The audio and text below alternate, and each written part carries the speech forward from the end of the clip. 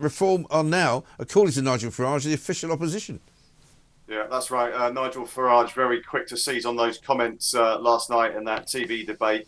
Just an hour or so before that, we had that poll that we've talked over for the last few days or so of this crossover moment where there would come a point where the Conservatives would be overtaken by Reform in the polls.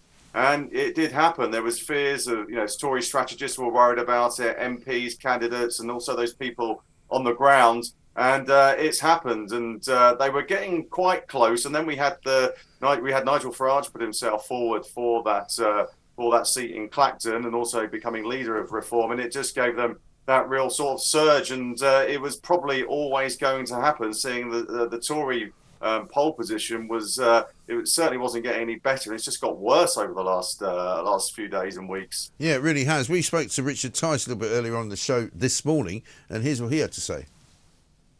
What really matters, of course, is the final poll, the actual real election on July the 4th. And from everything we're hearing, the momentum, I'm increasingly convinced, without question, we're going to get more votes cast than the Conservative Party.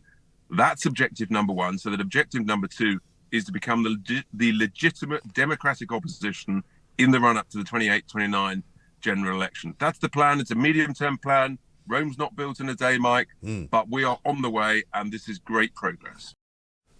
So they're looking at it, it seems, Ryan, as a kind of a stepping stone to what happens at the next election after this, rather than what happens on July the 5th. Yeah, interesting to hear that, a ssort of 5-10 year plan from Richard Tice. But I think one of the interesting things really is that if Richard Tice is correct and the Conservatives get less votes than the Reform Party, but the way Parliament works and all those seats play out with the number of votes, it could be that, if he's right, Reform get them more votes on the ground, but the Conservatives get more seats in the House of Commons. Yeah. And that's a very peculiar place to be. I know it's the first past the post system, so we have to adhere to it. Right. But in terms of legitimacy, that will raise a lot of questions, actually. Yeah. I mean, do you think it's possible that Reform could get even more votes than UKIP got with that time when they got 4 million? Yeah, you could see that. I certainly think you could see that. Whether they get anywhere close to where the Conservatives get, I think Reform will stack up a lot of votes in certain parts of the country. But I think in terms of spread across the whole country, obviously the Conservatives are, should be sort of streets ahead of Reform. But if the polls are, we believe those polls, that things are tightening, and I think there will be a real sort of panic moment in the Conservatives HQ.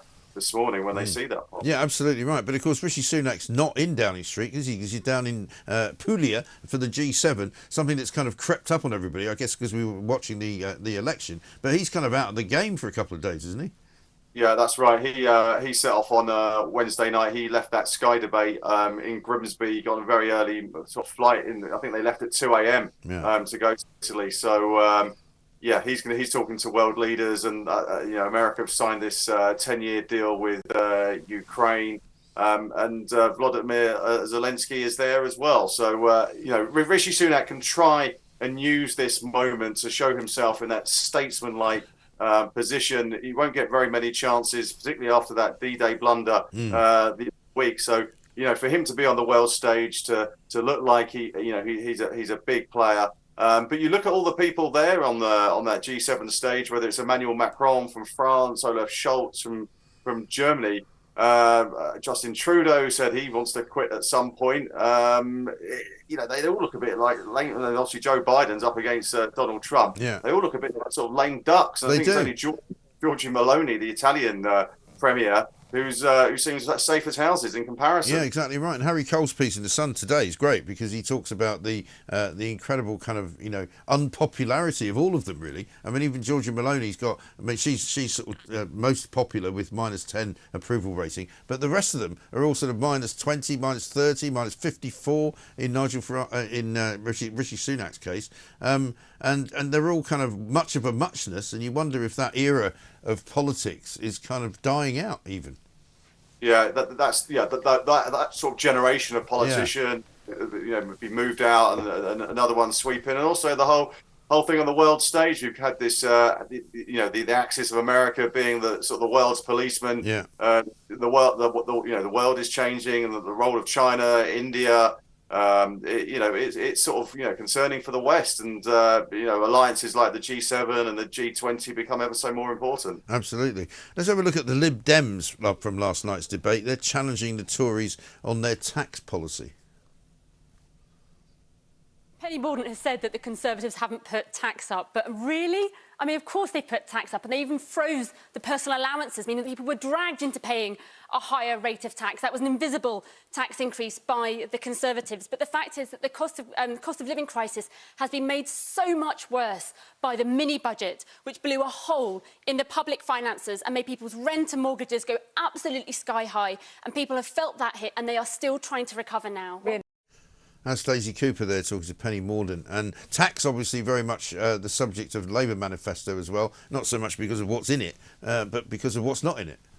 Yeah, I spoke to Rachel Reeves about this the other day, just picking up on one subject that we at the Sun campaign about is fuel duty. Yeah. It seems a bit uncertain what they're going to do with that. Rachel Reeves told me that judge me on her record, and she's voted against all the fuel duty rises. But overall, Labour are going to put up taxes for the super rich, and those oil and gas companies, they're going to go up by 8.5 billion. And the tax burden overall is going to pretty much go up to the highest on record. So, and I think economists have looked at this over the last 24 hours. Doesn't matter who you vote for, who gets into power, it will be pretty much the highest since 1948. So yes, it's going to be difficult for all of us. But Daisy Cooper makes a very good point. Rishi Sunak, Jeremy Hunt make the point every time that taxes are coming down over time for people, but those tax thresholds on income tax have stayed the same. So you have that situation of that very nerdy word, fiscal drag. People more, you get dragged into that higher tax band, and you pay more. So our tax is coming down. Well, if you look at the overall tax burden, it doesn't seem like it is. No, and the problem for people, ordinary people that are certainly sending me messages this morning and talking to me on the phone, is that the stealth taxes like fuel tax and council tax rises and property taxes even are the kinds of things that people don't really notice until it's too late. You suddenly start going, where's all my money gone? Oh, it's costing me another 15 quid every time I fill the car up. Or, the council tax edged up again by another sort of 25, £35 a month, something like that. Yeah, you just look at the language from Labour politicians. So Keir Starmer says, a cast iron guarantee, VAT, national insurance and income tax aren't going to go up. But every time we have no plans. Well, you can just see what's going to happen here. Yeah. Labour gets it in July. They're going to look at the books and they're going to say they're in an absolute terrible state of affairs. And if there's anything right for raising a little bit of extra money here or there, they will they could go for it. The public services are going to suffer. They say there's no return to austerity. Well, if they're not going to borrow, what are they going to do? Yeah. Absolutely right. Immigration, another big issue, and not much in the Labour Party manifesto about it, really. But let's see Angela Rayner and Penny Mordaunt talking about it. Got unemployment going up in the latest figures, so we've got to make sure. Years to come up with some ideas on this, and we have. We've got We've got a workforce plan for the NHS. We've got a workforce plan for social care.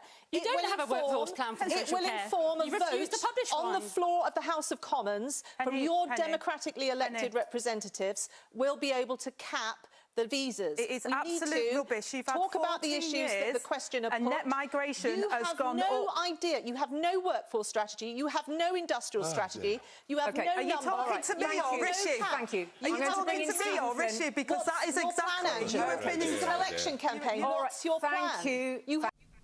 I think Nigel Farage there being heard saying "dear oh dear" in the background probably sums it up really. Yeah, that got very very testy between them on that point. The Conservatives have laid out their plans for legal and net migration, talking about the work visas, and when it comes to illegal migration, they've got the deterrent, the Rwanda plan. Rishi Sunak has said there's already going to be a flight takeoff on July the 24th. So let's see if that actually happens, if the Conservatives are in power. But immigration, it can be seen as a bit of a weak point, particularly on the legal migration. And Keir Starmer has spoken about how he wants to smash the gangs and go upstream. But that, again, is going to be extremely difficult. How is our relationship going to evolve with countries in the European Union or beyond. How is it going to work with Interpol? I know he's been over to Amsterdam to speak to the bosses police chiefs over at Interpol. So we'll just have to see how that actually works in practice. Yeah, absolutely right. Good to talk to you, Ryan Savey. Thank you very much indeed, Deputy Political Editor at The Sun there.